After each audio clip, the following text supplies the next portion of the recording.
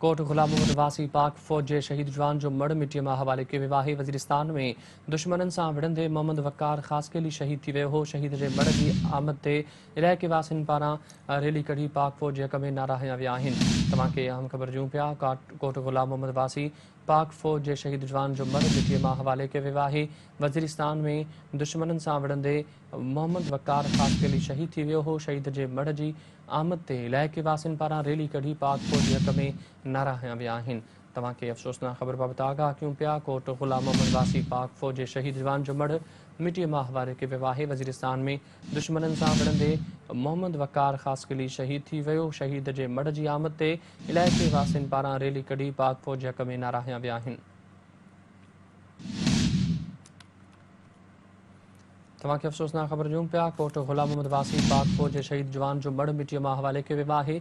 जवान जो मड़ मिट्टीअ मां हवाले कयो वियो आहे। वज़ीरिस्तान में दुश्मननि सां विढ़ंदे मोहम्मद वकार ख़ासकेली शहीद थी वियो हो। शहीद जे मड़ जी आमद ते इलाइक़े वासियुनि पारां रैली कढी पाक फौज जे हक़ में नारा हंया विया आहिनि। तव्हांखे अफ़सोसनाक ख़बर ॾियूं पिया। कोट गुलाम मोहम्मद वासी पाक फौज जे शहीद जवान जो मड़ मिट्टीअ मां हवाले कयो वियो आहे। वज़ीरिस्तान में दुश्मननि सां विढ़ंदे मोहम्मद वकार ख़ासकेली शहीद थी वियो हो। शहीद जे मड़ जी आमद ते इलाइक़े वासियुनि पारां रैली कढी पाक फौज जे हक़ में नारा हंया विया आहिनि।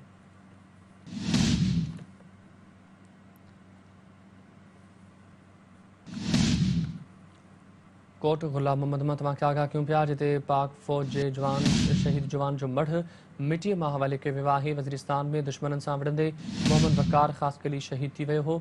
शहीद जी मड़ जी आमद ते इलाइक़े वासियुनि पारां रैली कढी पाक फौज जे हक़ में नारा हंया विया आहिनि।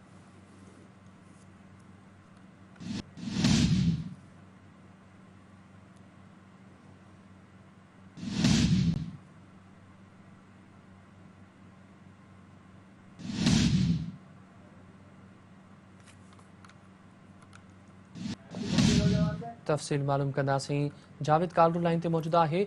जावेद, पाक फौज जो शहीद जवान जो मड़ मिट्टीअ मां हवाले कयो वियो आहे, छा तफ़सील आहिनि?